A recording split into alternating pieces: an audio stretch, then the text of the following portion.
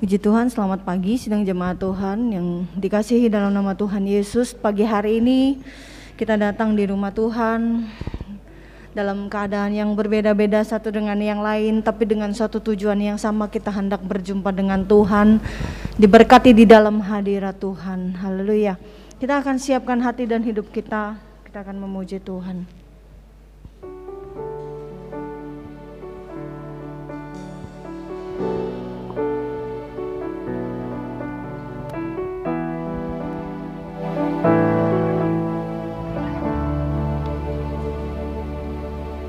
Saat kau perlu, Tuhan tahu.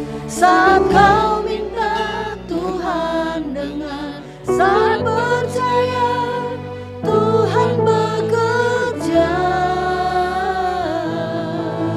Saat menangis, Tuhan tahu. Saat berdoa, Tuhan dengar.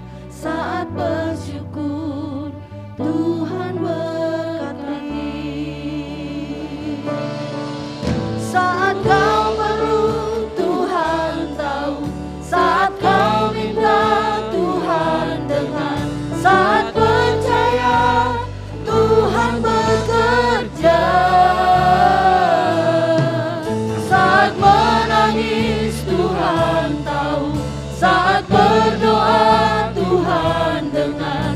Saat bersyukur, Tuhan berkati.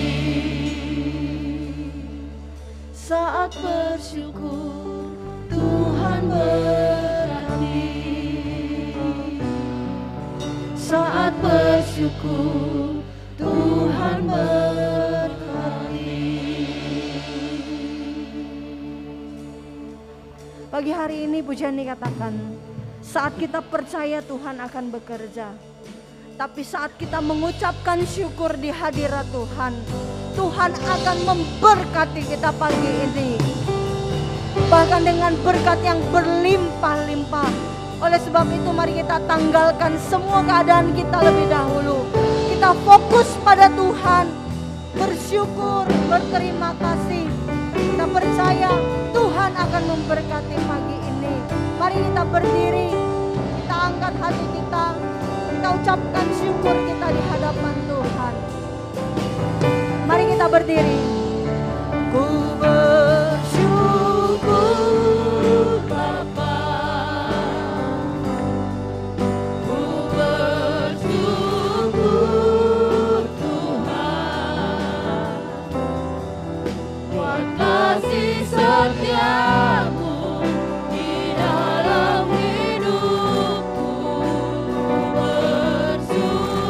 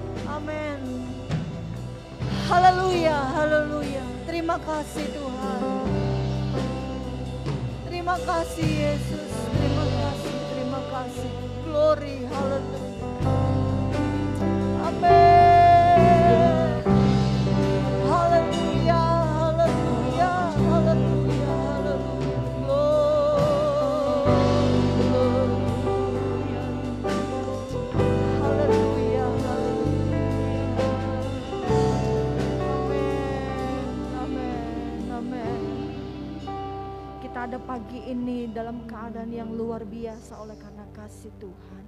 Dan mari kita berikan yang terbaik bagi Tuhan pagi ini.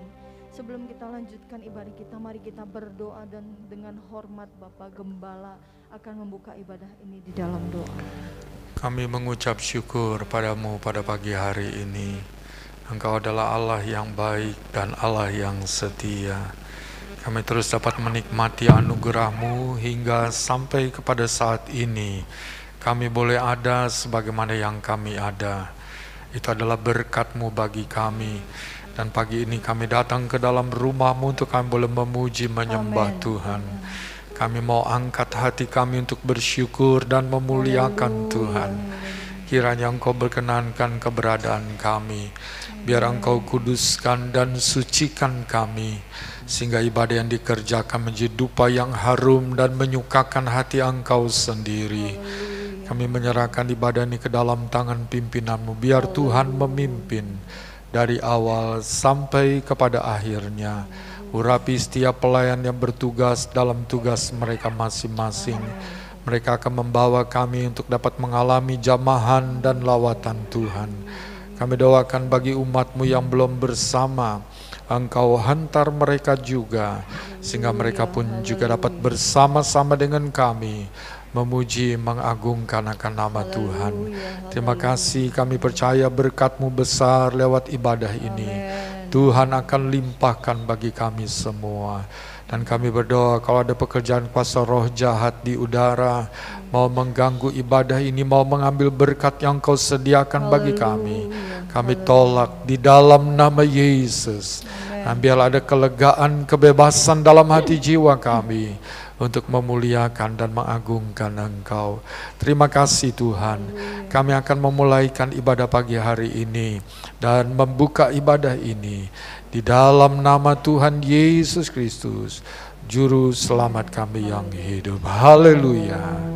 Amin. Puji Tuhan, tetap bangkit berdiri. Kita akan bersyukur di hadapan Tuhan pagi hari ini. Kita akan memuji Tuhan. Segala puji syukur hanya bagi-Mu Tuhan.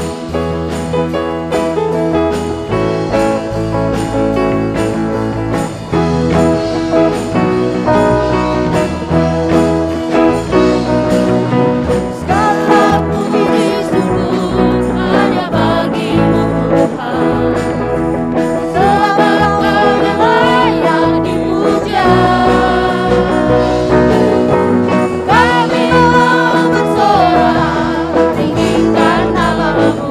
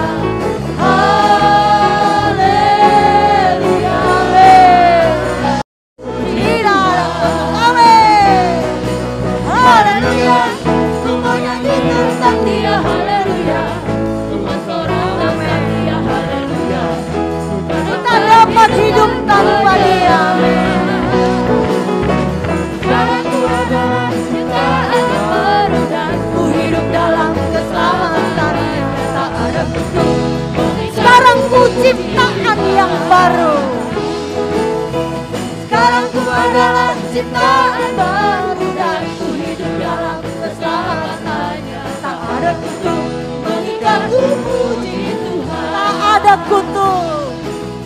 Tak ada kutuk mengikatku, puji Tuhan. Haleluya. Tuhan menjadi kekuatan, menjadi sumber pertolongan kita. Tuhanlah kekuatan dan mazmurku. Kita akan terus memuji Tuhan.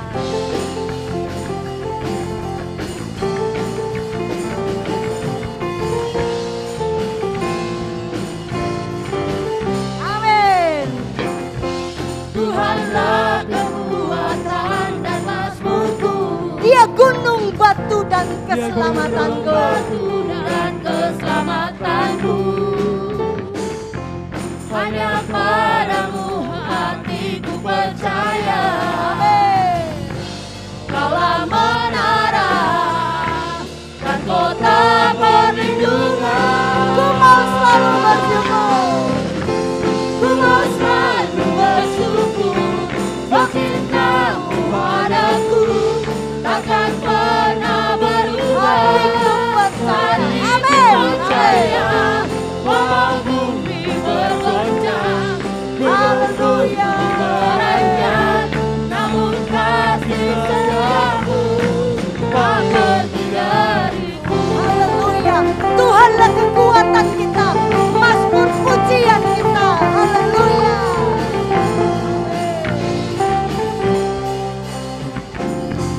Tuhanlah kekuatan dan mazmurku. Dia gunung batu dan keselamatanku. Hanya padamu hatiku percaya. Allah menara. Kaulah menara Amin. dan kota perlindungan. Ku mau selalu bersyukur. Sebab cintamu padaku takkan pernah berubah. Hatiku percaya. Haleluya. Walau bumi bergoncang, gunung-gunung beranjak, namun kasih Kau setiamu selalu bersyukur. tak pergi dariku. Ku mau selalu bersyukur. Sebab cintamu padaku takkan pernah berubah. Hatiku percaya. Walau bumi bergoncang, gunung-gunung beranjak, namun kasih setiamu tak pergi Kasih dariku. setiamu. Kasih setiamu tak pergi dariku. Kasih setiamu tak pergi dariku. Haleluya. Haleluya. Puji Tuhan. Haleluya. Silakan duduk Bapak Ibu. Kasih setia Tuhan tidak pernah berubah dalam hidup kita. Kalau kita perhatikan waktu demi waktu, hari demi hari dalam hidup kita, semuanya hanya karena oleh kemurahan dan kebaikan Tuhan. Bahkan semua itu adalah mujizat dalam kehidupan kita. Kita percaya Allah kita Allah yang hidup, Allah yang dahsyat. Kita akan siap terima firman Tuhan pada siang hari ini. Kita biarkan roh Allah bekerja dan kita berdoa lebih dahulu. Kita naikkan pujian ini. Perhatikanlah bunga bakung di ladang, Tuhan hiasi tanpa bekerja. Apalagi kita orang percaya. Tuhan pelihara, Tuhan cukupkan. Perhatikan burung-burung di udara, Tuhan beri makan tanpa bekerja. Apalagi kita kesayangan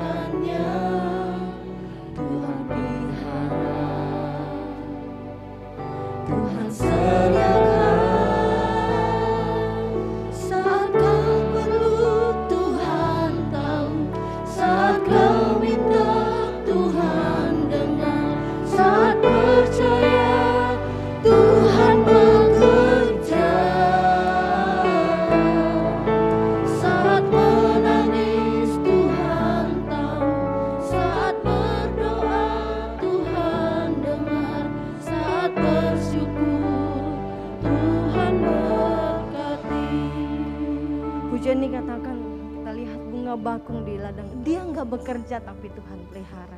Demikian juga burung-burung di udara, dia nggak bekerja tapi Tuhan pelihara. Tapi tidak demikian, Tuhan menurunkan tangannya di mulut burung-burung itu dan tinggal makan. Ada usaha, ada kegiatan yang dilakukan. Bunga bakung ini melebarkan akar-akarnya supaya apa? Bisa makan. Demikian juga burung-burung ini, mereka terbang. Tapi makanan itu Tuhan sediakan. Kita juga percaya bahwa saat kita percaya sama Tuhan, ada berkat yang Tuhan sudah siapkan, ada pertolongan yang Tuhan sudah siapkan. Tapi kita percaya, kita harus yakin, kita harus berdoa dan berusaha. Kita percaya bahwa pertolongan Tuhan selalu nyata dalam hidup kita. Mari kita naikkan pujian ini, kita siap dengan firman Tuhan.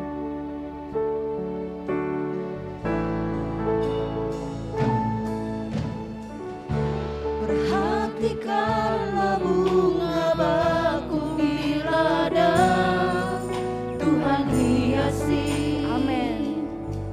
tanpa bekerja. Apalagi kita orang percaya, Tuhan pelihara, Tuhan cukupkan.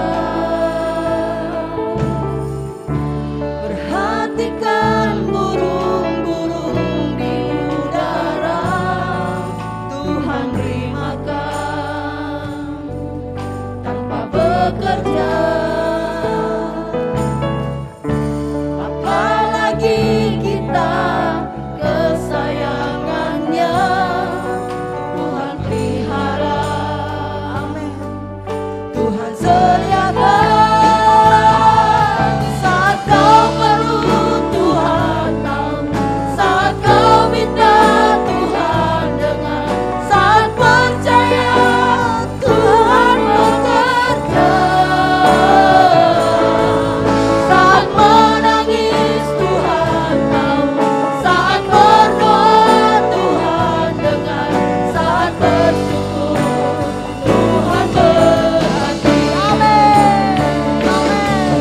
Saat kau perlu Tuhan tahu, saat kau minta Tuhan dengar, saat percaya Tuhan bekerja. Saat menangis Tuhan tahu, saat berdoa Tuhan dengar, saat bersyukur Tuhan berhati. Saat kau perlu Tuhan tahu, saat kau minta Tuhan dengar, saat percaya Tuhan bekerja. Haleluya Yesus, haleluya. Saat menangis Tuhan tahu, saat berdoa Tuhan dengar, saat bersyukur Tuhan berhati.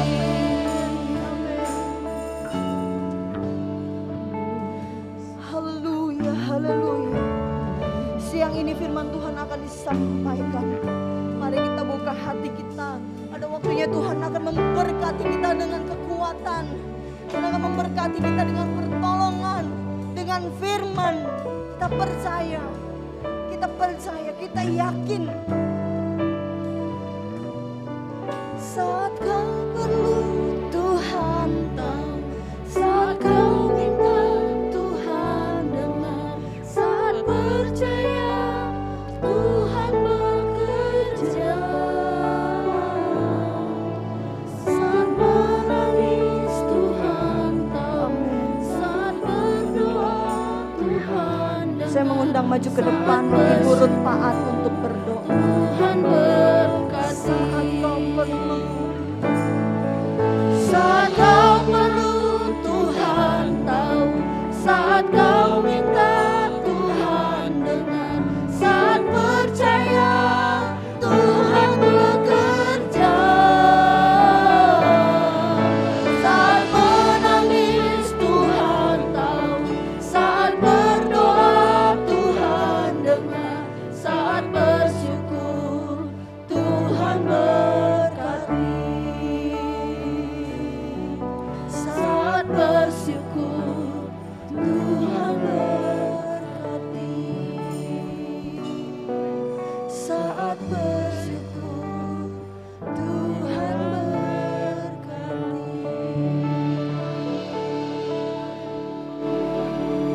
Haleluya, haleluya, haleluya. Segala puji syukur hormat kami naikkan kepadamu ya Tuhan. Amin. Pada pagi hari ini Tuhan kami bersyukur. Haleluya. Kami boleh ada di dalam rumah-Mu Tuhan. Kami bersama-sama datang Tuhan untuk berbakti kepadamu. Haleluya. Di dalam ibadah kami Haleluya. siang hari ini Tuhan, kami sudah memuji dan besarkan nama-Mu Tuhan. Amin. Kami sudah menyembah nama-Mu ya Tuhan. Haleluya. Biarlah semuanya itu Tuhan boleh mendatangkan pujian dan hormat buat Engkau ya Tuhan. Menjadi satu dupa yang berbau harum di hadapan-Mu Tuhan. Haleluya. Terlebih Tuhan kami sangat bersyukur dan berterima kasih. Mempunyai Allah seperti Engkau ya Tuhan. Amin. Yang Engkau selalu ada di setiap kehidupan kami. Haleluya. Engkau selalu hadir di setiap keberadaan kami. Glory. Karena kami percaya kepadamu Tuhan. Engkau tidak pernah membiarkan kami Bapa. Engkau selalu menolong dan menopang di dalam kehidupan kami. Oleh sebab Tuhan, kami sangat bersyukur kepadamu Tuhan. Biarlah Tuhan Kau senantiasa terus memberikan kekuatan kepada kami. Kesetiaan kepada kami Tuhan. Datang berbakti kepadamu ya Tuhan. Bukan melihat apapun yang ada ya Tuhan. Tapi kami melihat Engkau Allah kami Tuhan. Haleluya. Yang patut kami sembah dan kami puji. Dan kami muliakan ya Tuhan. Terima kasih banyak Tuhan, terima kasih. Pujian, segala pujian sudah naik ke hadirat-Mu Tuhan. Hamba-hamba-Mu yang melayani siang hari ini Engkau berkati Tuhan. Singer Engkau berkati, musik Engkau berkati ya Tuhan. Terlebih pada siang hari ini Tuhan. Sebentar lagi kami akan mendengarkan sebagian dari sabda-Mu Bapa. Sebelum kami mendengarkan suara-Mu Tuhan. Biarlah Engkau sucikan hati dan kepikiran kami. Engkau mengampuni segala kelemahan dan kekurangan kami. Agar kami layak dan berkenan di hadapan-Mu. Setiap firman yang dibentangkan pada siang hari ini. Boleh masuk dan termeterai di dalam hati dan pikiran kami. Terima kasih Tuhan. Engkau pakai hamba-Mu Bapak Gembala kami Tuhan. Urapi dengan kuasa Roh Kudus-Mu Bapa. Engkau pinjam selalu bibirnya Tuhan. Untuk menjadi saluran berkat-Mu yang heran pada pagi hari ini Tuhan. Biarlah firman-Mu tidak lalu begitu saja ya Bapa. Terima kasih banyak Bapa, terima kasih. Tuhan Yesus, Engkau tahu kerinduan hati kami. Semuanya kami serahkan di dalam nama Tuhan Yesus Kristus. Dan kami mau sambut firman-Mu di dalam nama Tuhan Yesus Kristus. Haleluya. Amin. Puji Tuhan, siang hari ini kita akan mendengarkan firman Tuhan. Pelayanan firman Tuhan saya serahkan kepada Bapak Gembala.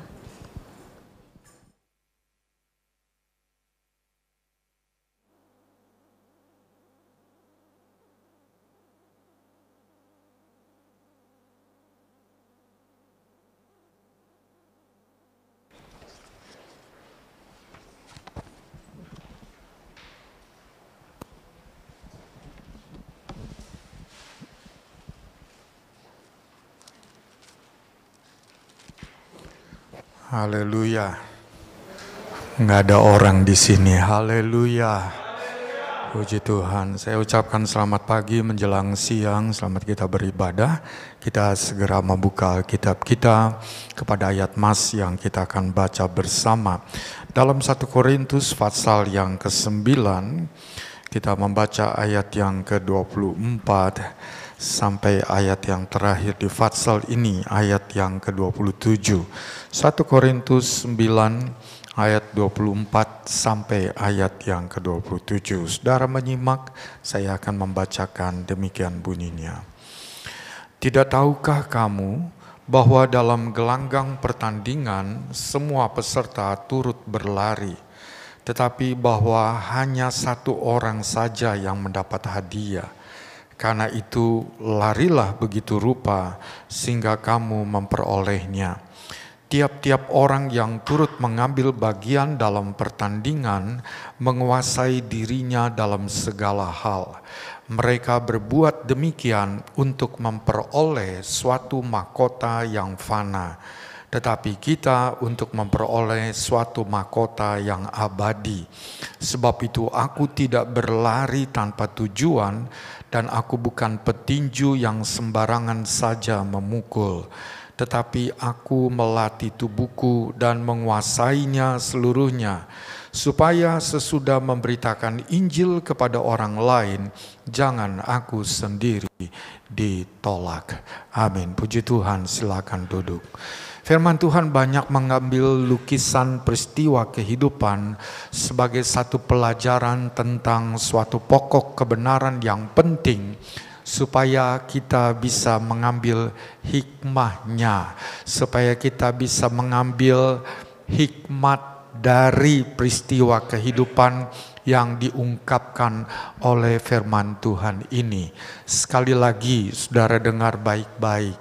Firman Tuhan banyak kali mengambil lukisan peristiwa kehidupan untuk digunakan menjadi sebuah pelajaran tentang satu pokok kebenaran penting, supaya kita bisa mengambil hikmah daripadanya. Dan ayat mas yang kita baca di sini, lukisan peristiwa kehidupan yang diambil adalah tentang pertandingan olahraga. Di sini jelas lari dan tinju, tuh kita lihat di situ. Ada lukisan peristiwa kehidupan yang lain, misalnya di suratan Timotius tentang petani. Demikian di suratan Yakobus juga tentang petani. Lalu ada tentang prajurit. Itu lukisan dari peristiwa kehidupan yang diambil, dijadikan contoh sebagai satu pemberitaan pokok kebenaran supaya kita mengambil hikmah daripadanya. Nah, sekarang kita memberikan perhatian kepada apa yang dituliskan dalam suratan Korintus di sini. 1 Korintus 9 ayat 24 sampai ayat yang ke-27 tentang lukisan peristiwa kehidupan dari satu dunia olahraga. Dan saudara, di sini dikatakan kehidupan atau waktu hidup itu bagaikan suatu pertandingan. Nih kita hidup sekarang ini. Kita nih ada di gelanggang pertandingan. Kita ada di area pertandingan.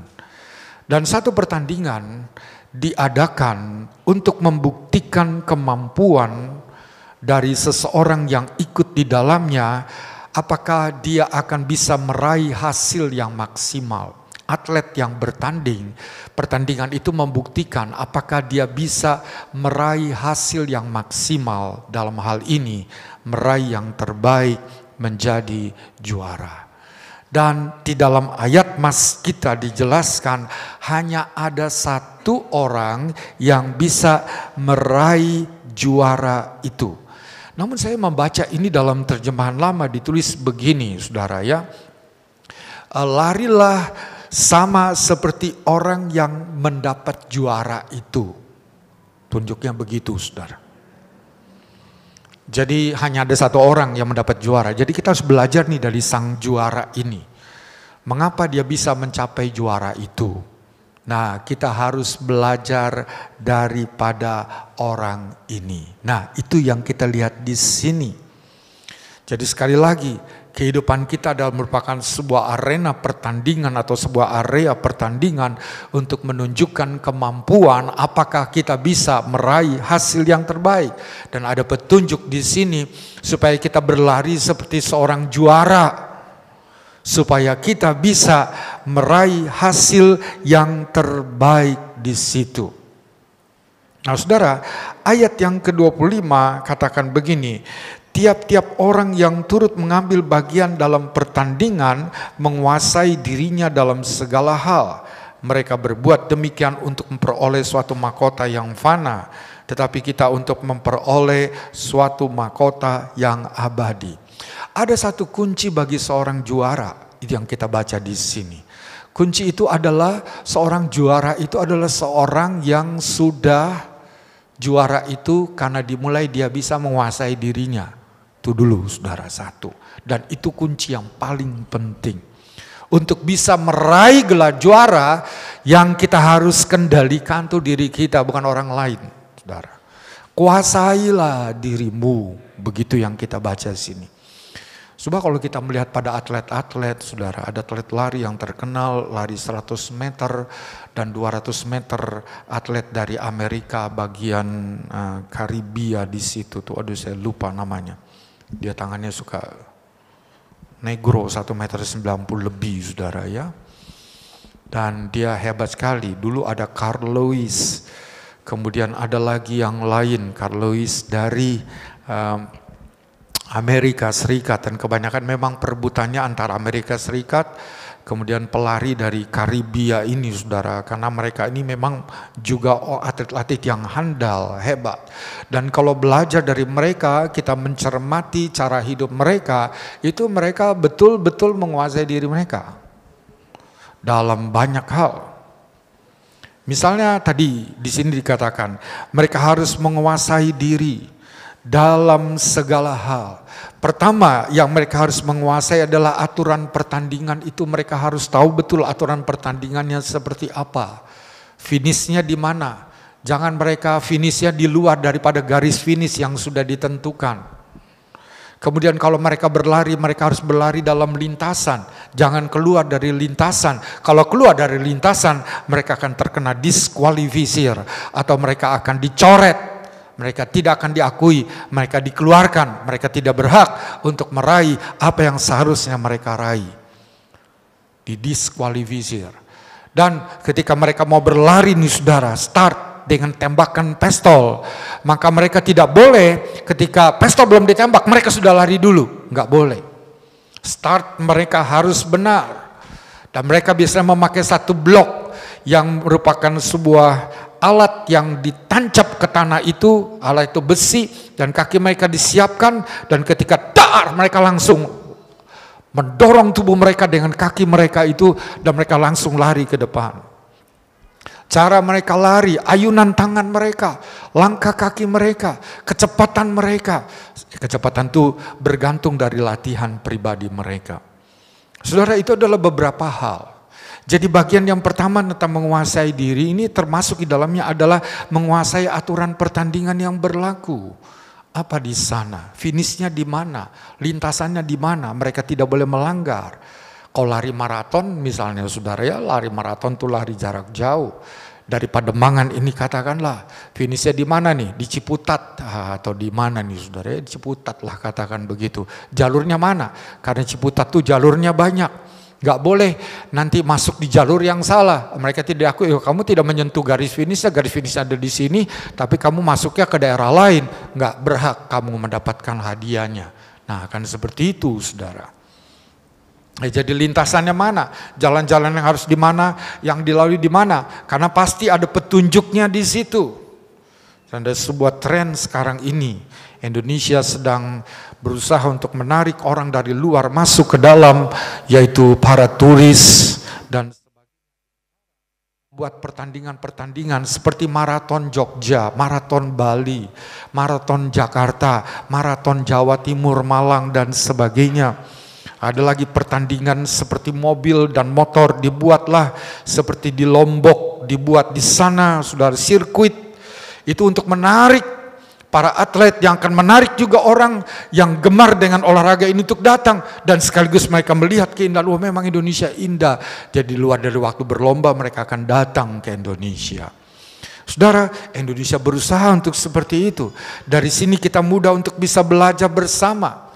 Nah saudara, jadi setiap pertandingan olahraga itu, di situ ada aturan-aturan pertandingannya. Kalau seorang atlet itu melanggar aturannya, dia tidak berhak untuk meraih hasil juara yang memang itu menjadi tujuannya.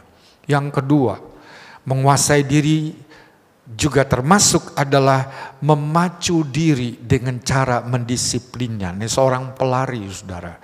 Dia akan menjalani satu kehidupan yang disiplin, tidurnya, makannya, tidak boleh berlebihan, tidak boleh banyak lemak, daging harus makan yang cukup, kemudian karbohidratnya, nasi dan sebagainya itu diatur, sayurannya, dan tidurnya harus cukup dan sebagainya. Dan kemudian dia dilatih oleh satu instruktur pelatih, melatih dia lari pagi dari jam berapa, jam 6 misal sampai jam 9 berhenti istirahat, sore lagi dilatih lagi. Hari ini mereka lari dengan membawa beban. Ada yang lari dengan membawa parasut itu akan menahan kecepatannya. Itulah justru untuk melatih dan membentuk ototnya. Dan di waktu seperti itu harus disiplin. Saya teringat pebulu tangkis, saya tidak mau sebutkan namanya, nanti tidak etis, saudara. Dia termasuk pebulu tangkis Indonesia yang komplit pukulannya dan jauh lebih baik dari Lim Swee King dari Rudy Hartono sebenarnya. Karena dia mempunyai kemampuan untuk smash dengan backhand, saudara. Dan pemain Asia itu jarang bisa men-smash dengan backhand, hanya pemain Eropa. Tapi dia mempunyai kemampuan itu, saudara. Dan nettingnya, mainnya bagus dan sebagainya. Tapi sayangnya dia adalah seorang yang tidak disiplin. Ketika dia bertanding di All England, dia sudah ada di final, dia akan meraih itu, malam dia pergi ke dugem, ke diskotik. Nah, besok kalah pasti, saudara. Ya kan? Karena tidak tidur yang cukup, tidak mengikuti petunjuk dan sebagainya. Hidupnya bebas. Kebetulan kalau saya berjalan, saya diberitahu, nah inilah rumah atlet ini, hadiah dari pemerintah atau hadiah dari sebuah perusahaan. Itu rumah itu, saudara, harganya. Saya memperkirakan lebih dari 10 M harganya itu. Rumahnya bagus sekali. Ya. Saudara, kalau seorang atlet, seorang yang ikut bertanding, dia tidak bisa mendisiplin dirinya, pasti dia akan nanti jatuh, dia akan gugur, dan dia tidak akan bisa meraih hasil yang maksimal itu. Dan di luar daripada itu, maka seorang atlet itu dia bisa lari sedemikian rupa kalau dia mempunyai sebuah target, dia mempunyai sebuah sasaran. Saya mau berhasil di All England ini misalnya, atau saya ingin berhasil di lari maraton Boston Amerika, atau New York, atau Jakarta, atau Borobudur. Saya mau berhasil, maka dia akan mendisiplin dirinya. Lalu kemudian dia akan pelajari aturan-aturannya. Dia akan mengikuti instruktur pelatihnya. Engkau harus lari begini, engkau harus latih begini dalam sekian bulan supaya engkau bisa mencapai hasil yang maksimal pada saat pertandingan nanti. Maka dia akan mulai menguasai dirinya karena dia mempunyai sebuah target, dia mempunyai sebuah pengharapan, maka dia memacu dirinya untuk bisa meraih itu. Dia sedia untuk mendisiplinkan dirinya. Nah, itulah yang kita melihat dari dunia olahraga. Kemudian kita melihat dalam surat Korintus, mereka untuk meraih hal-hal yang sementara, fana, tapi kita untuk meraih hal-hal yang kekal. Kalau tadi ada prinsip-prinsip kebenaran dalam dunia olahraga seorang atlet untuk bisa meraih tadi dalam dunia lari saja mengambil, ini bukan tinju, saudara. Lari sebab tinju juga dimasukkan di sini. Nah, bagaimana dengan prinsip hidup kekristenan rohani yang kita bisa mengambil pelajaran daripadanya? Kita akan mengambil satu penjelasan lain sebab di dalamnya juga dicantumkan kata berlari, mencapai tujuan itu. Dan dari sini kita akan melihat ada 3 hal yang penting untuk kita bisa meraih hidup yang kekal itu. Saya ajak saudara kita membuka bersama dalam suratan Filipi pasal yang ketiga, ayat yang ke-10 sampai ayat yang ke-14. Filipi pasal yang ketiga, ayat yang ke-10 sampai ayat yang ke-14 bunyinya demikian. Yang ku kehendaki ialah mengenal Dia dan kuasa kebangkitannya dan persekutuan dalam penderitaannya, di mana aku menjadi serupa dengan Dia dalam kematiannya, supaya aku akhirnya beroleh kebangkitan dari antara orang mati. Bukan seolah-olah aku telah memperoleh hal ini atau telah sempurna, melainkan aku mengejarnya, kalau aku dapat juga menangkapnya, karena aku pun telah ditangkap oleh Kristus Yesus. Saudara-saudara, aku sendiri tidak menganggap bahwa aku telah menangkapnya, tetapi ini yang kulakukan, aku melupakan apa yang telah di belakangku dan mengarahkan diri kepada apa yang di hadapanku, dan berlari-lari kepada tujuan untuk memperoleh hadiah, yaitu panggilan sorgawi dari Allah dalam Kristus Yesus. Nah, sekarang kita melihat perbandingannya. Kalau tadi dalam dunia olahraga dan sekarang dalam kehidupan rohani, Paulus mencontohkan tentang dirinya sendiri di sini. Baik suratan Korintus maupun suratan Filipi ditulis oleh Paulus. Dan Petrus menulis dalam suratannya, memang Paulus diberikan hikmat yang luar biasa oleh Tuhan. Sampai Petrus pun mengakuinya, wow, dia tidak bisa memahami seperti yang pemahaman yang diterima oleh Paulus ini. Karena Paulus ini sangat luar biasa, saudara. Dan Paulus di sini, dia menjelaskan tentang kehidupan rohaninya yang bagaikan atlet itu. Bagaimana caranya untuk bisa meraih apa yang Tuhan sediakan, yaitu mahkota hidup yang kekal itu. Sebagaimana tadi ada prinsip-prinsip yang benar dalam dunia olahraga bagi seorang atlet yang akan ada di dalam pertandingan, maka demikian juga ada prinsip-prinsip yang benar tentang kehidupan rohani kita agar kita bisa meraih hidup yang kekal. Ada 3 hal saja yang kita akan lihat di sini. Prinsip yang pertama untuk kita bisa meraih satu kehidupan yang kekal yang Tuhan sediakan bagi kita. Yang pertama adalah milikilah hasrat yang disertai perjuangan yang sungguh-sungguh. Paulus tadi katakan, yang ku kehendaki ialah mengenal dia, saudara, dan bersekutu dalam sengsaranya, supaya dalam kematiannya, supaya aku juga akan sama-sama bangkit bersama dengan dia. Kalau kita ingin mencapai hidup yang kekal, maka haruslah ada hasrat dari kita. Dalam bahasa Inggris ini bukan sekedar will, saudara ya. Kalau will itu kan keinginan, tapi itu hasrat yang kecil dorongannya. Tapi kalau yang disebut hasrat ini seperti sesuatu yang betul-betul dia akan kejar sampai dapat, saudara. Ini hasrat yang disertai dengan satu perjuangan yang sungguh-sungguh. Dan hasrat itu adalah hasrat untuk mengenal Kristus, mengenal Dia. Kita mulai dari yang pertama dulu ini, saudara. Untuk kita bisa meraih satu kehidupan yang kekal, maka dimulai dari diri kita lebih dulu. Saya tahu saudara ada yang datang dari tempat yang jauh, dan saudara datang terus, itu menunjukkan bahwa saudara berhasrat untuk mengenal Tuhan dengan baik. Harga terlalu kecil kita hanya membayar waktu di jalan ongkos sekian, dan saudara datang di sini kali yang dekat-dekat di sini, lalu saudara tidak beribadah. Ada harga yang harus dibayar memang kalau mempunyai sebuah hasrat. Kalau yang mempunyai mobil enak, yang nggak punya mobil naik kereta, saudara jauh-jauh dan sebagainya. Tapi saudara bersungguh-sungguh mau datang, ada sebuah hasrat, dan itu disertai dengan perjuangan yang nyata kelihatan di sana.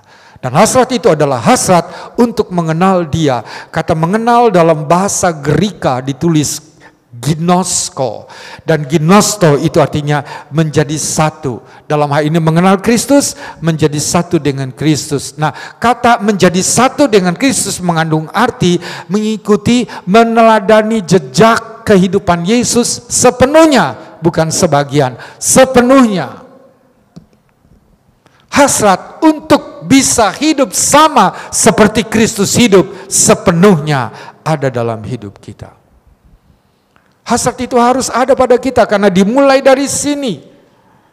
Dimulai apakah kita memiliki sebuah hasrat, rasa haus yang betul-betul dalam untuk kita bisa mengenal Dia, untuk kita bisa menjadi sama seperti Dia, untuk kita mengikuti jejak kehidupannya dengan sempurna, bukan sebagian tapi sepenuhnya. Itulah arti kata mengenal.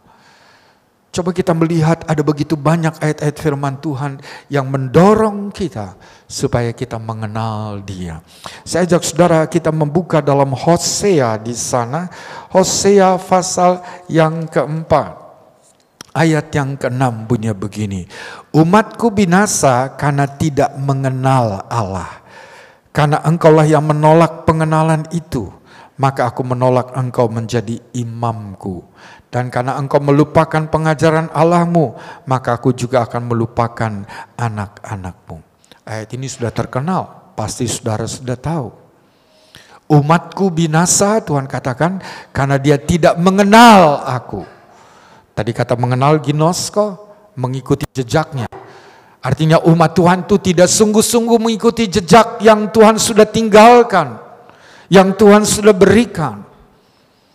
Mungkin dia mengikut Tuhan, ya dia ikut Tuhan, tapi sekedar hanya disebut sebagai pengikut, tapi tidak mengikut dengan sepenuhnya yang Yesus contohkan itu. Umatku binasa karena tidak mengenal Allah, dan bahkan di sini karena engkaulah yang menolak pengenalan itu. Tuhan katakan demikian. Kenapa? Karena kalau kita ingin sungguh-sungguh mengenal Tuhan dan mengikut Dia, ada ongkos yang harus kita bayar. Kalau kita sekedar percaya, tidak ada sesuatu yang harus kita bayar di sana. Tapi kalau kita mau ikut Tuhan sungguh-sungguh, kita harus menyangkal diri dan kita harus memikul salib. Sediakah kita? Umatku tidak menolak pengenalan itu.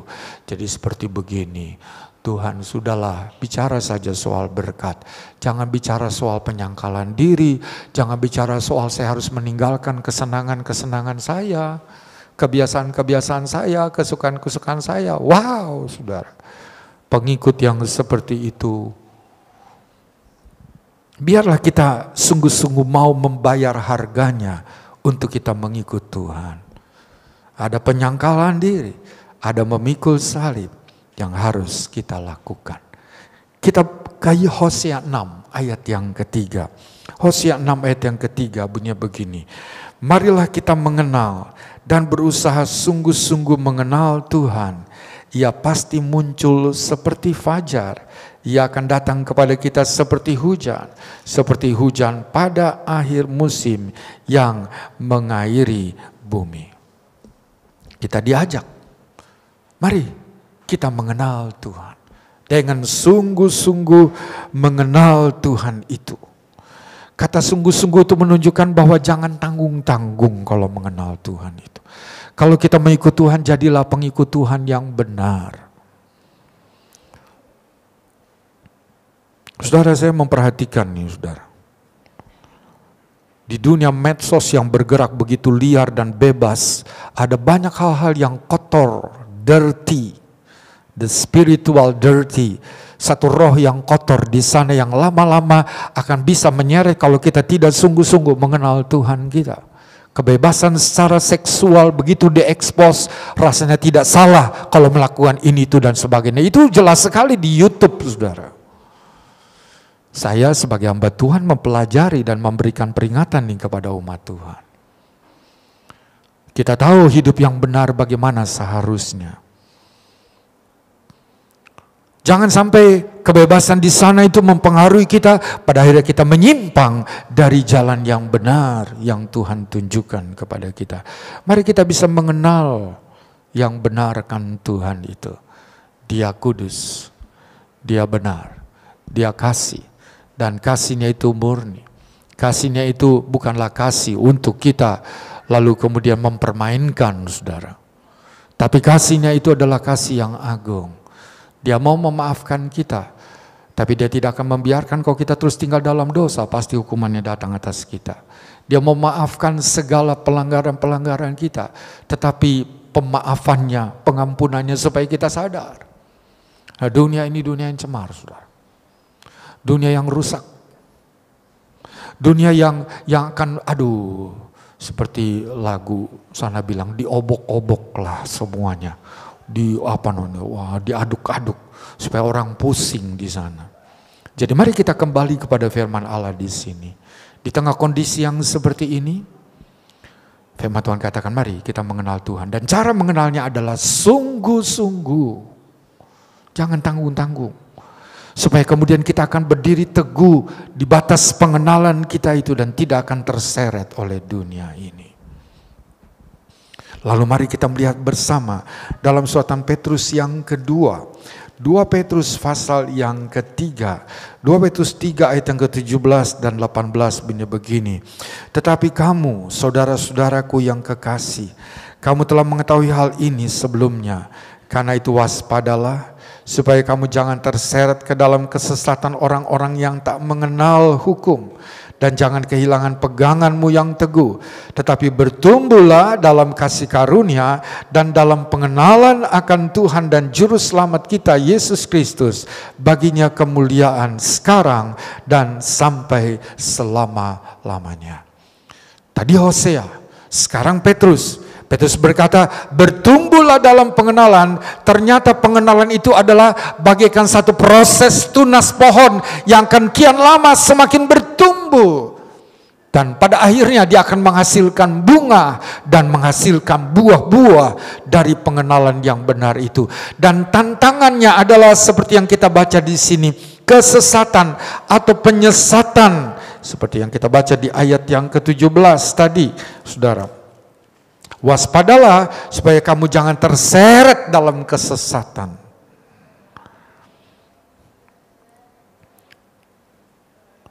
Jadi pengenalan itu bagaikan satu pertumbuhan. Dan Paulus katakan begini, saudara. Mari coba kita baca dalam 1 Korintus pasal yang ke-13. 1 Korintus pasal yang ke-13. Ayat yang ke-11, 12 bunyi begini. Ketika aku kanak-kanak, aku berkata-kata seperti kanak-kanak, aku merasa seperti kanak-kanak, aku berpikir seperti kanak-kanak. Sekarang, sesudah aku menjadi dewasa, aku meninggalkan sifat kanak-kanak itu. Karena sekarang kita melihat dalam cermin suatu gambaran yang samar-samar. Tetapi nanti kita akan melihat muka dengan muka. Sekarang aku hanya mengenal dengan tidak sempurna. Tetapi nanti aku akan mengenal dengan sempurna seperti aku sendiri dikenal.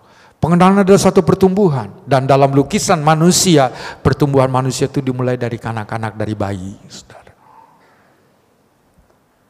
Kalau dulu pertama kali mengenal Tuhan, pertama kali percaya, pertama kali terima Yesus, aku seperti bayi. Perasaanku ya perasaan seorang bayi. Pikiranku pikiran seorang bayi. Kita baca di sini, saudara. Ya. Sekarang sesudah sekian waktu, masa masih tinggal bayi terus? Pasti akan bertumbuh dan menjadi dewasa. Dan kalau sudah dikatakan usianya sudah tua, tapi masih seperti kanak-kanak, nah ini ada masalah di sini.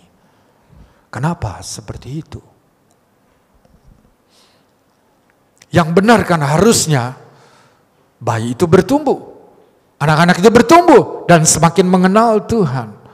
Kalau dulu kita mungkin hanya taunya adalah, wah kalau saya berbakti saya diberkati Tuhan. Kalau saya kembalikan milik Tuhan, saya diberkati Tuhan. Benarkah itu? Benar. Tapi satu waktu ketika saudara setia berbakti, bukannya berkat, tetapi hal-hal pencobaan, kesulitan yang saudara alami.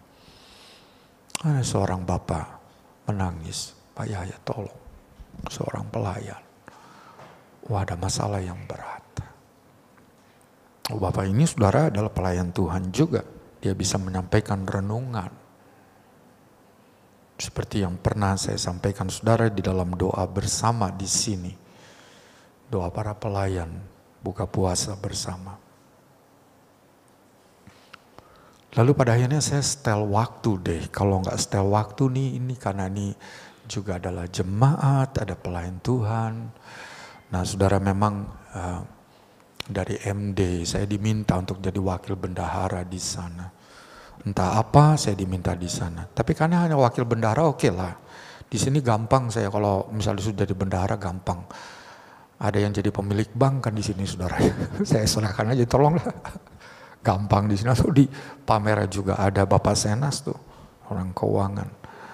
Tapi saya memikirkan ini. Untuk apa saya? Fokusnya saya itu adalah penggembalaan. Dan sebenarnya diundang gereja-gereja yang besar. Ke Papua yang lain, saya tolak.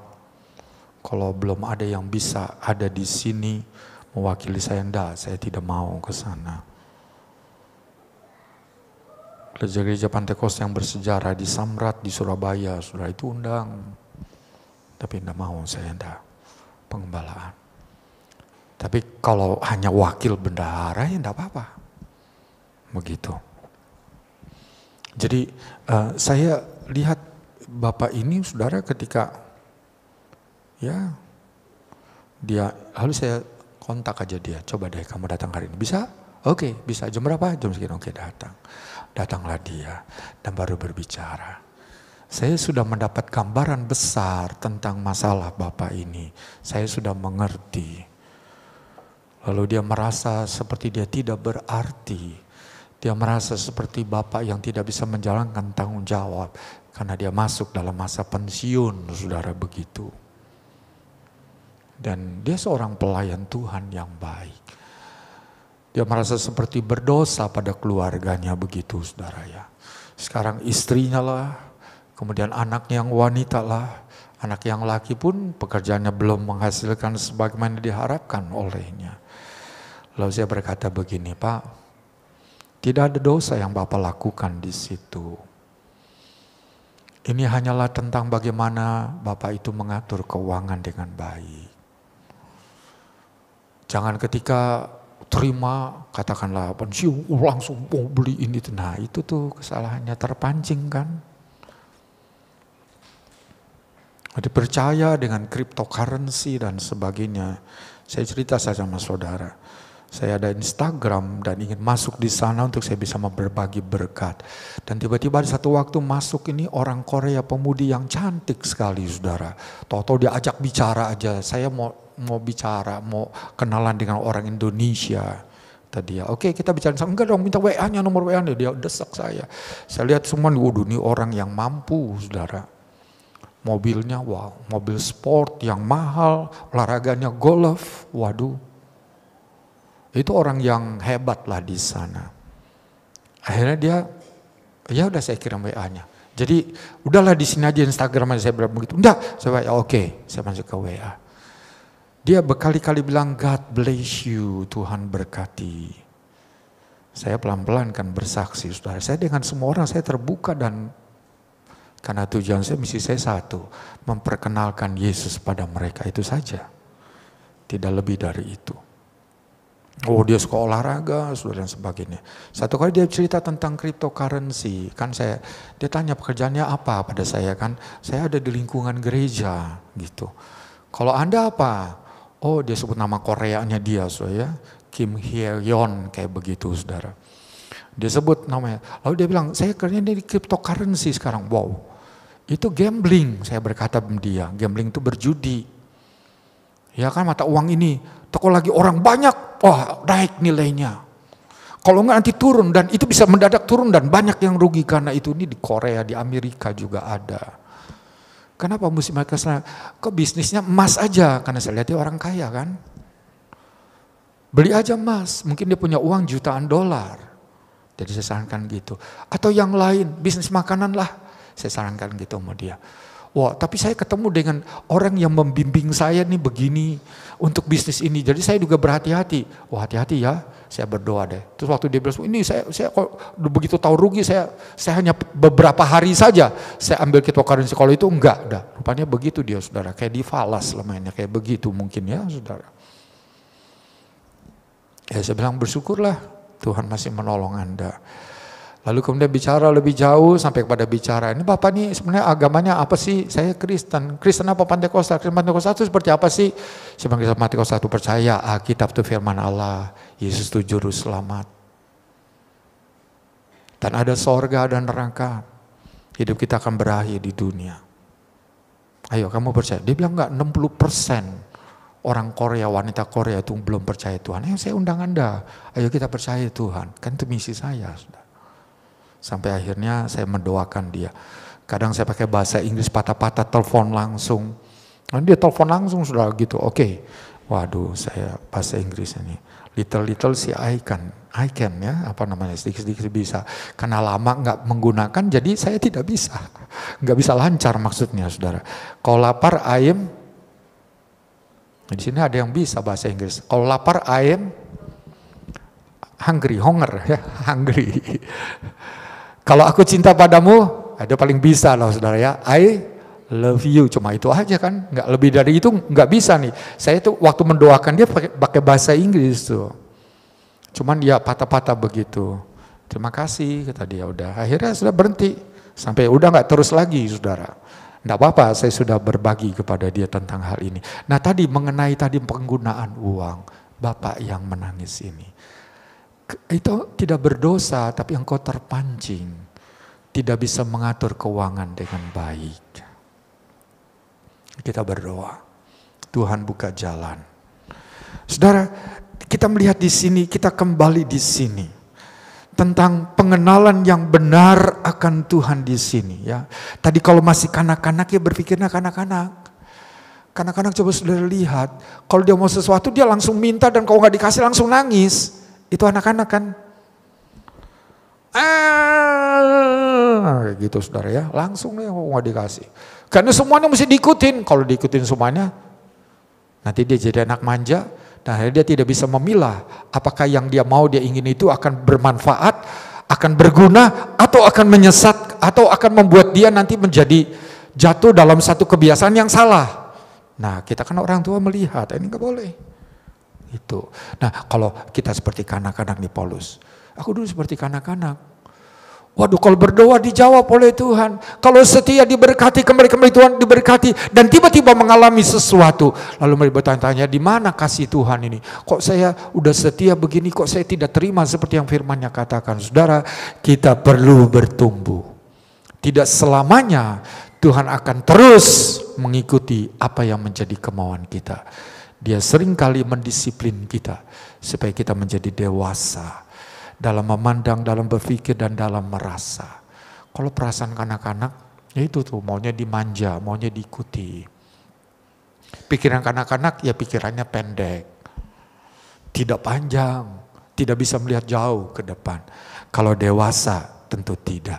Maka Paulus katakan, dulu aku seperti kanak-kanak secara rohani. Sekarang tidak lagi menjadi dewasa. Bertumbuh, saudara. Mari kita bertumbuh. Supaya kita tidak terjebak kepada perasaan, kepada pikiran yang sebenarnya Tuhan tidak ada di situ. Dan Tuhan tidak berkenan seperti itu. Tuhan mau kita melangkah lebih maju. Dan itulah yang Dia mintakan dari kita. Dan ayat yang ke-17 tadi katakan, kalau kita tidak bertumbuh, kita akan bisa disesatkan. Wah, lihat begini. Wah, di gereja ini gini. Nah, kita bisa disesatkan, saudara. Karena kita tidak bertumbuh. Tapi kalau kita bertumbuh, kita akan bisa melihat sesuatu dengan perspektif mata yang benar, secara holistik, secara menyeluruh. Tidak hanya sepotong, sepenggal, Tuhan tuh baik, harus memberkati. Kalau saya nggak diberkati, berarti Tuhan jahat. Nah, kan begitu kesimpulannya, picik sekali, saudara. Jadi mari kita belajar di sini. Jadi yang pertama, untuk kita bisa tadi seperti atlet mencapai itu, maka dimulai dari hasrat kita untuk mengenal Tuhan. Dan pengenalan kita kepada Tuhan akan bertumbuh kalau kita setia dalam ibadah, kita cintai firman dan merenungkannya, kita membangun persekutuan dengan Dia. Persekutuan bersama seperti saat ini dan persekutuan pribadi. Kita terus mendapatkan pencerahan, kita terus mendapatkan terang dari Tuhan. Yang akan membawa kita semakin mengenal dan mengerti kehendak-Nya. Kita tidak berjalan menurut konsep pikiran kita sendiri. Tapi kita mengikuti tuntunan Tuhan. Nah, kita bertumbuh. Kita bertumbuh. Sehingga kalau kita menghadapi sesuatu, kita tidak akan mudah untuk berpikir dangkal. Kita tidak akan mudah mengambil keputusan yang pendek. Tapi kita bisa tahu bagaimana harusnya kita bertindak dengan benar. Lalu mari kita melihat yang kedua dalam Filipi 3 ayat 10-14 di sana.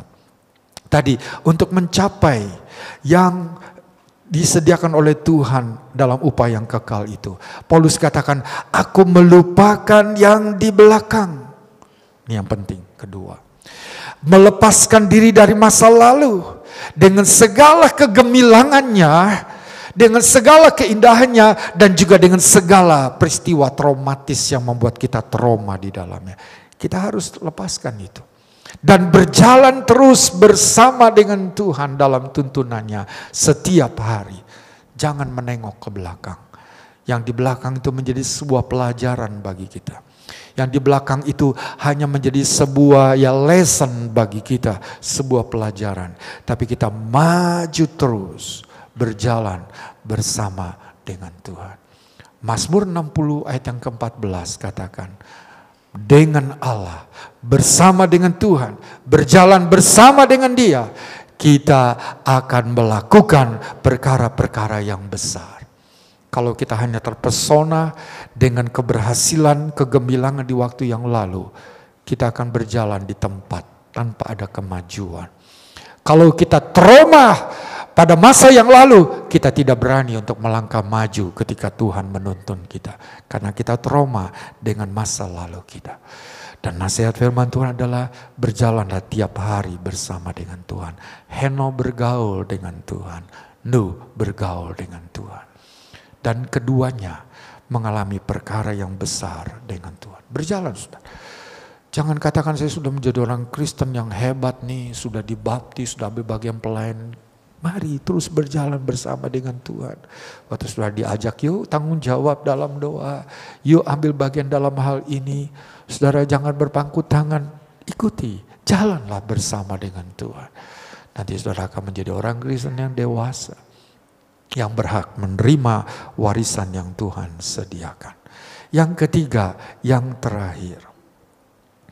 Ini yang ku lakukan, Paulus katakan, melupakan apa yang di belakang dan berlari-lari kepada panggilan sorgawi. Jadikan panggilan sorgawi itu sebagai target sasaran utama kita mengikut Tuhan. Panggilan sorgawi, panggilan untuk masuk sorga. Banyak orang menjadi Kristen hanya untuk supaya diberkati secara jasmani, bukan untuk masuk sorga. Salah, saudara. Begitu menghadapi pencobaan, kemudian kecewa dan tinggalkan Tuhan, mengurangi keaktifan dalam pelayanan. Kenapa? Karena targetnya hanya untuk hal-hal yang di dunia ini. Tapi lihat saudara, saya mau mengikut Tuhan, tujuan utama saya adalah masuk ke dalam sorga. Haleluya. Benar demikian? Atau kita hanya mau diberkati? Kan Yesus katakan, untuk apa kita memperoleh seluruh dunia kalau jiwa kita, saya lupa saudara. Untuk apa kita memperoleh seluruh dunia? Untuk apa seseorang memperoleh seluruh dunia ini kalau jiwanya? Nah saudara tahu. Jadi yang utama adalah sorga. Arahkan ke sana, itu target kita. Sehingga apapun jadi pengalaman hidup kita, suka duka dalam kita mengikut Tuhan, kita tetap tekun, kita tetap setia, kita tetap maju, dan kita terus mau ikut Tuhan sampai di akhir hidup kita. Sehingga sungguh-sungguh sorga akan menjadi bagian kita. Saya mengundang pemusik untuk maju ke depan. Kita naikkan pujian, Ku Mau Cinta Yesus Selamanya. Ya Aba, ya Bapa, inilah aku anakmu. Kita naikkan pujian ini. Biarlah kita boleh menjadi pengikut-pengikut Tuhan yang benar itu. Mari kita ada dalam gelanggang pertandingan kehidupan ini.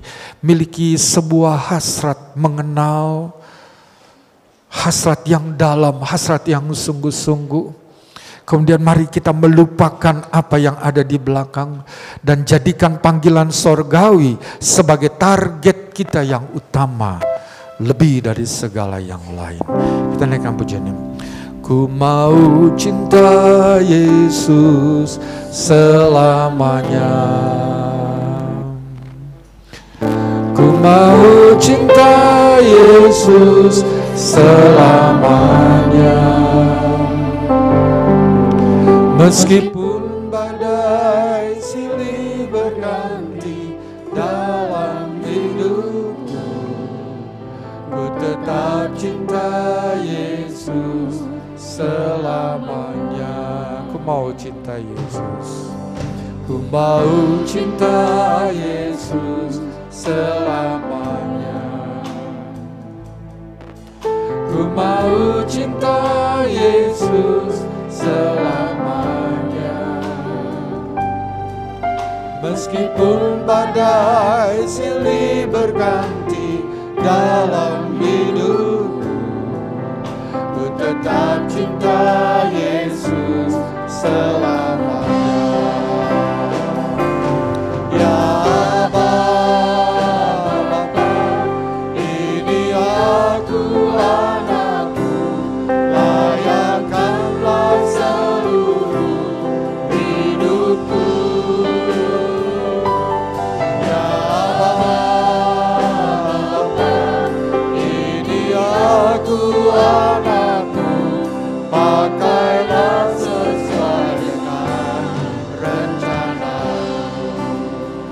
cinta Yesus. Ku mau cinta Yesus selamanya.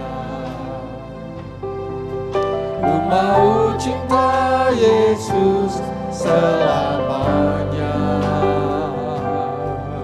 Meskipun badai silih berganti dalam hidupku, ku tetap cinta Yesus selamanya.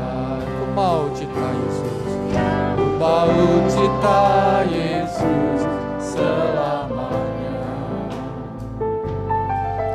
Ku mau cinta Yesus selamanya. Meskipun badai silih berganti dalam hidupku, ku tetap cinta Yesus selamanya. Bapa, ini aku anakku, layakkanlah seluruh hidupku.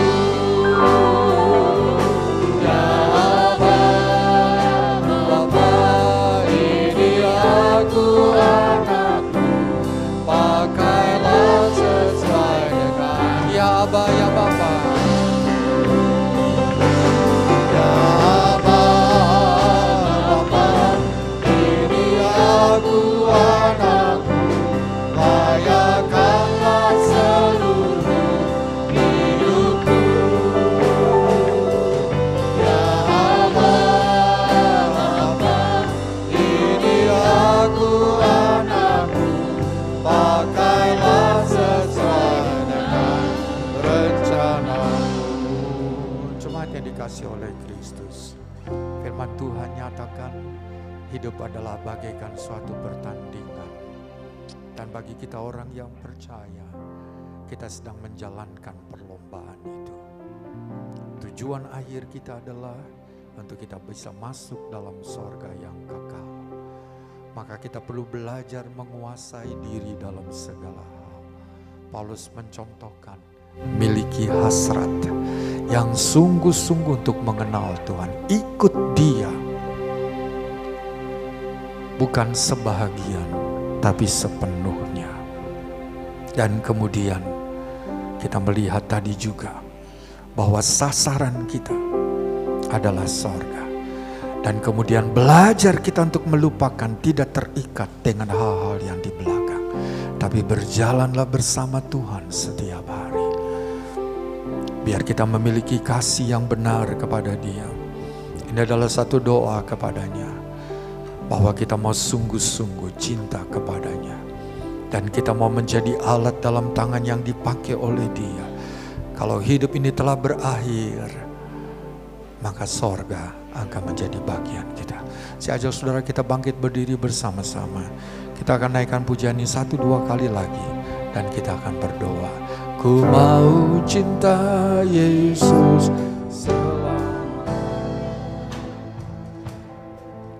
Ku mau cinta Yesus selamanya.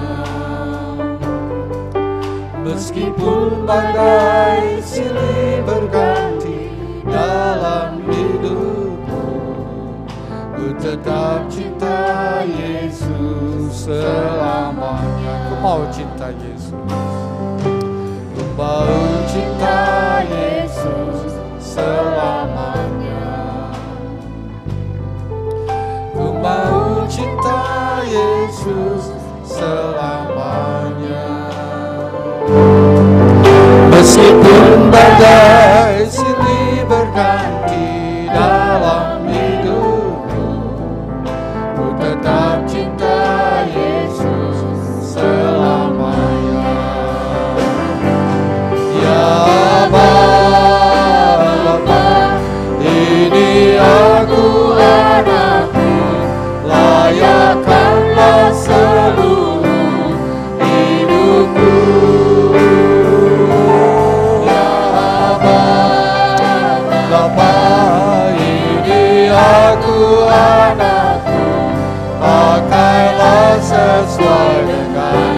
Aba ya Bapa. Kita angkat tangan kita ke atas ya Bapa. Ini aku anakmu, layakkanlah seluruh hidupku.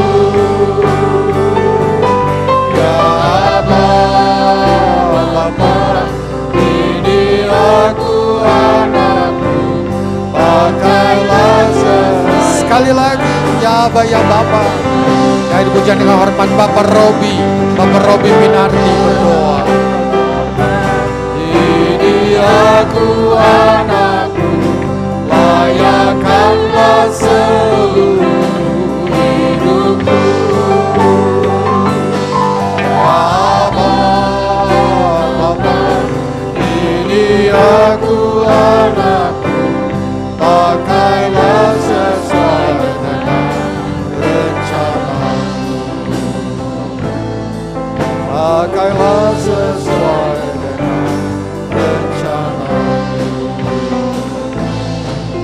Pakailah sesuai dengan rencanamu. Haleluya, haleluya. Makasih Tuhan. Terima kasih Bapa dalam surga. Kalau saat ini kami boleh mendengarkan sebagian pada firman-Mu yang boleh mengingatkan kami kembali Tuhan. Kalau pengiringan kami saat ini adalah sebuah pertandingan yang akan kami harus selesaikan dengan baik. Terkadang ada kelemahan-kelemahan yang ada pada kami Tuhan. Tapi saat siang ini firman-Mu mengingatkan kami kembali untuk kami boleh tetap dalam pertandingan kami, khususnya dalam iman percaya kami Tuhan. Oleh sebab itu kami butuh kekuatan-Mu, butuh Roh Kudus-Mu dalam kehidupan kami. Karena hanya itu Tuhan yang menjadikan kekuatan bagi kami untuk kami menyelesaikan pertandingan kami. Oleh sebab itu mari Roh Kudus tetap tinggal dalam kehidupan kami. Tangan-Mu tetap memegang langkah perjalanan kami Tuhan. Sehingga dalam pertandingan ini kami boleh menyelesaikannya dengan baik. Tapi bukan hanya bagi kami Tuhan. Mari Engkau pakai kehidupan kami. Untuk kami boleh menjadikan berkat dimanapun kami berada Tuhan. Untuk kami boleh memancarkan kehidupan-Mu dalam kehidupan kami. Sehingga kami boleh menarik jiwa-jiwa bagi kemuliaan nama-Mu Tuhan. Sekali lagi ampuni apa yang menjadi dosa kesalahan kami Tuhan.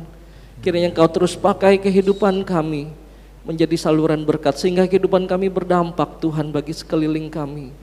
Dimanapun kami berada kami menyerahkan sepenuhnya ke dalam tangan pimpinan-Mu Tuhan. Terima kasih Bapa dalam surga. Kami yakin dan percaya tangan-Mu terus memegang langkah perjalanan kami. Masalah-masalah yang kami hadapi terkadang membuat kami lemah Tuhan. Tapi saat firman-Mu saat siang ini mengingatkan kami kembali bahwasanya Allah yang kami sembah, Allah yang hebat, Allah yang luar biasa dalam kehidupan kami. Kami mengucap syukur akan hal itu Tuhan. Engkau mengingatkan kami kembali bahwasanya ada Engkau dalam kehidupan kami. Terima kasih Bapa dalam surga. Bapak Gembala yang telah menyampaikan kebenaran firman-Mu, Engkau berkati kehidupannya Tuhan. Apa yang menjadi kerinduan dalam hatinya Tuhan, kiranya Engkau campur tangan, Engkau adakan dalam kehidupan keluarganya juga Tuhan. Terima kasih Bapa dalam surga, terima kasih Tuhan. Sebentar kami akan memberikan persembahan kami Tuhan. Sucikan, kuduskan kehidupan kami. Biar apa yang kami terima daripada Engkau akan kami berikan yang terbaik dalam kehidupan kami. Semua demi hormat kemuliaan akan nama-Mu. Terima kasih Bapa. Amin. Puji Tuhan, saya serahkan.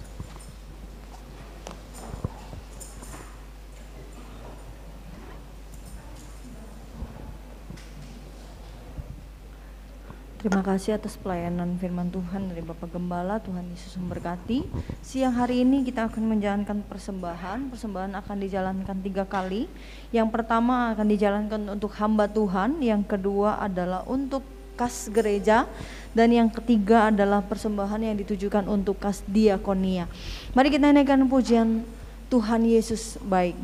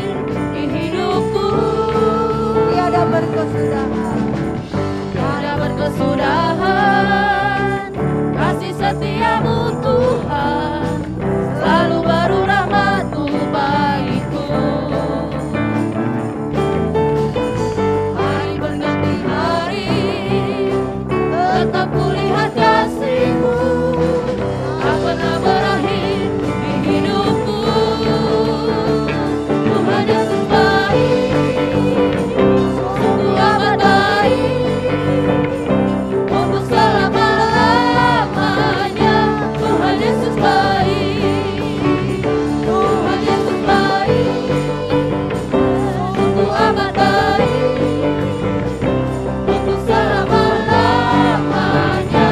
Tuhan Yesus baik, tiada berkesudahan. tiada berkesudahan. Kasih setiamu Tuhan, selalu baru rahmat-Mu bagiku. Hari berganti hari, tetap kulihat kasih-Mu, tak pernah berakhir di hidupku. Tuhan Yesus baik, sungguh amat baik, untuk selama-lamanya. Tuhan Yesus baik, Tuhan Yesus baik, sungguh amat baik, untuk selama-lamanya. Tuhan Yesus baik, Tuhan Yesus baik. Tuhan Yesus baik, sungguh amat baik, untuk selama-lamanya. Tuhan Yesus baik, Tuhan Yesus baik. Tuhan Yesus baik, sungguh amat baik, untuk selama-lamanya. Tuhan Yesus baik, Tuhan Yesus baik, sungguh amat baik, untuk selama-lamanya. Tuhan Yesus baik, Tuhan Yesus baik, sungguh amat baik, untuk selama-lamanya. Tuhan Yesus baik, untuk selama-lamanya, dari selama-lamanya sampai selama-lamanya. Tuhan Yesus baik. Haleluya, puji Tuhan. Terima kasih atas persembahan Bapak Ibu Saudara-saudari semua. Tuhan Yesus yang memberkati. Pada siang hari ini saya akan sampaikan pengumuman gereja. Yang pertama, pengumuman berita duka cita. Telah meninggal dunia, berpulang ke rumah Bapa di surga, ibunda dari Dr. Yusuf pada hari Kamis tanggal 23 Juni tahun 2022 di Cirebon. Seluruh Bapak Gembala, wakil Gembala, seluruh staf Gembala, pembela sidang dan seluruh sidang jemaat Tuhan mengucapkan turut berduka cita bagi keluarga yang ditinggalkan. Dan siang hari ini akan ada ibadah untuk menguburkan almarhum di Pondok Rangon. Jadi setelah ibadah ini bagi Bapak Ibu yang sudah mendaftarkan diri untuk dapat segera bersiap dan kita akan segera berangkat. Dan jikalau ada dari Bapak Ibu Saudara-saudari semua yang hendak menyampaikan amplop duka cita, dapat menghubungi Ibu Paat. Ibu Paat ada di belakang, nanti akan diakomodir dari Ibu Paat. Dan untuk pengumuman gereja sepekan pada tanggal 27 Juni hari Senin ada doa persiapan guru sekolah minggu di tempat ini jam 6 sore. Dan pada hari Selasa tanggal 28 Juni pukul 11 siang ada ibadah wanita Deborah dan usia berkat Ya Elam di tempat ini pukul 11 siang. Pada hari Rabu 29 Juni pukul 7:30 malam ada doa pelayan disertai dengan doa rantai sesuai dengan jadwal yang sudah diambil dari masing-masing saudara-saudari semua. Dan puasa bersama dimulai dari hari Selasa pukul 7 malam. Puasa dimulai dari hari Selasa pukul 7 malam sampai hari Rabu. Dan akan buka puasa bersama para pelayan di gereja sebelum doa dimulai pukul 7:30. Pada hari Kamis 30 Juni jam 7 malam ada doa bersama bagi Youth Generation di tempat ini juga. Dan hari Jumat tanggal 1 Juli jam 11 siang menara doa Hebron juga akan berlangsung di tempat ini bagi seluruh sidang jemaat Tuhan dan pelayan-pelayan Tuhan.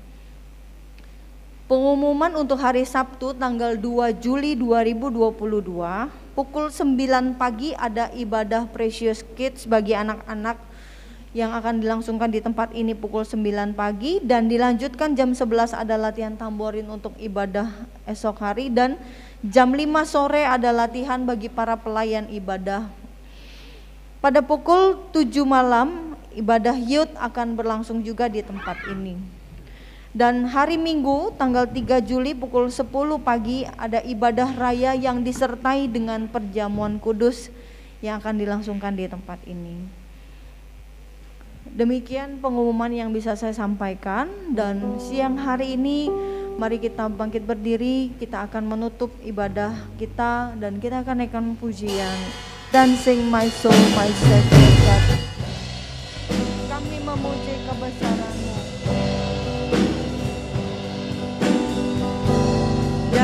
Dancing my soul, my Savior God to Thee. How great Thou art! How great Thou art! Dancing my soul, my Savior God to Thee. How great Thou art! Kami memuji kebesaran-Mu. Saya mengundang Bapak Gembala menutup ibadah di dalam doa. Memuji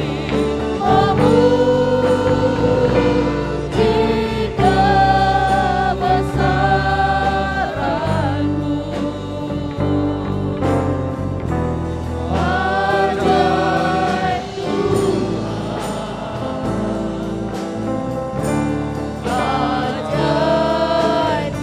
Tuhan,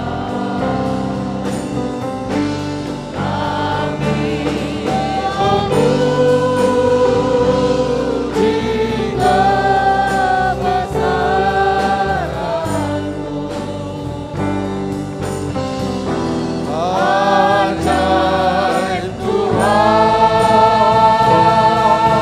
memuji kebesaran-Mu, ajaib Tuhan, ajaib Tuhan, ajaib Tuhan.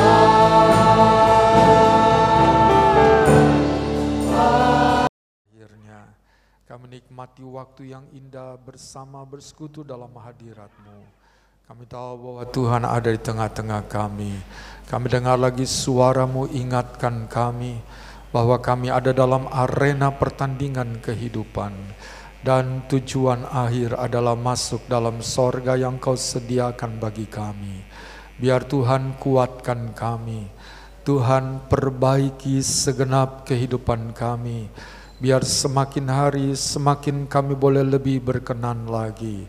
Ada banyak hal di mana kami perlu untuk mendapatkan didikan dan ajaran, untuk kami boleh lebih maju di dalam kami mengikut akan Tuhan, dan kemuliaan-Mu Engkau nyatakan dalam hidup kami. Terima kasih Tuhan, sementara kami boleh bersuka cita, kami teringat umat-Mu yang berhalangan, Engkau tilik mereka. Mereka yang lemah, Tuhan beri kekuatan yang baru. Yang sakit lawat jamah dan sembuhkanlah mereka. Yang telah jauh Tuhan kembalikan. Kami berdoa untuk keluarga berduka cita, keluarga Dr. Yusuf, Tuhan berikan penghiburan. Dan biarlah seluruh keluarga dapat dibangunkan iman mereka. Walau peristiwa duka cita terjadi, namun Tuhan orang tua yang setia itu memberikan teladan yang baik bagi seluruh keluarga. Mereka pun boleh menjadi anak-anaknya akan meneladani teladan dari orang tuanya, dan Tuhan dipermuliakan. Makasih Tuhan, kami berdoa bagi umat-Mu yang ada menghadapi masalah, dalam kesulitan, pergumulan, persoalan yang mereka hadapi. Biar Tuhan campur tangan, berikan jawaban yang mereka perlukan, dan mereka boleh maju mengiringkan Kau dengan setia, dan mereka boleh melihat Engkaulah Tuhan, Allah yang hidup, Allah yang senantiasa ada dan menyertai mereka. Terima kasih, kami berdoa bagi bangsa dan negara kami Indonesia. Biar Tuhan kiranya akan memberkati dan menyelamatkan seluruh bangsa ini, supaya seluruh bangsa dia boleh percaya kepadamu. Kami berdoa bagi pemerintah yang bekerja, Tuhan sertai, beri hikmat bijaksana, dan khususnya beri hati yang takut kepadamu, sehingga mereka boleh menjalankan roda kekuasaan dengan cara yang benar, hati yang tulus, membawa Indonesia lebih maju dan lebih baik. Di dalamnya ada keamanan, keadilan, dan kesejahteraan. Bukan hanya sebagian orang, tapi seluruhnya. Dan kami umat-Mu khususnya ada kebebasan berbakti, memuji, memuliakan akan nama Tuhan. Terima kasih Tuhan. Selesai ibadah siang ini, sebagian umat-Mu kami akan berangkat untuk bersama ada dalam pelayanan penghiburan, pemakaman. Biar Tuhan menyertai kehadiran kami menjadi berkat, Engkau melawat pada penghiburan yang ada. Seluruh keluarga pun akan diberkati oleh Tuhan.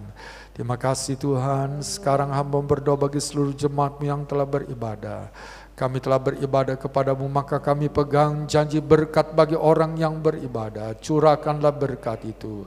Biar pekerjaan, usaha, kebutuhan nafkah, mata pencarian setiap jemaat-mu diberkati oleh Tuhan. Tuhan, masa depan, rencana hidup mereka, kesehatan, kehidupan keluarga, pendidikan mereka, kebutuhan personal mereka diberkati oleh Engkau. Hidup iman rohani mereka Tuhan berkati, bertumbuh dalam pengenalan yang benar, semakin mengenal dan mengerti kehendak Tuhan, lalu menghasilkan buah-buah bagi hormat dan kemuliaan nama-Mu. Terima kasih Tuhan, usai ibadah kami akan berjalan tempat tujuan kami masing-masing. Berjalanlah Engkau bersama dengan kami umat-Mu. Hentarlah, tibakan dengan selamat petujuan masing-masing. Biarlah damai dan sukacita Tuhan menjadi bagian kami semuanya. Terima kasih Tuhan. Dan sekarang saudaraku, marilah kita kembali ke tempat tujuan kita masing-masing, dengan membawa berkat anugerah dan rahmat dari Allah Bapa di sorga, kasih sayang dan kecintaan dari putranya yang tunggal, Yesus Kristus Tuhan dan Juru Selamat, serta persekutuan, penghantaran, penghiburan, kekuatan, pertolongan, pimpinan Roh Kudus, menyertai kita semuanya mulai saat ini sampai selama-lamanya. Dalam nama Tuhan Yesus Kristus, kami ibadah siang hari ini. Haleluya.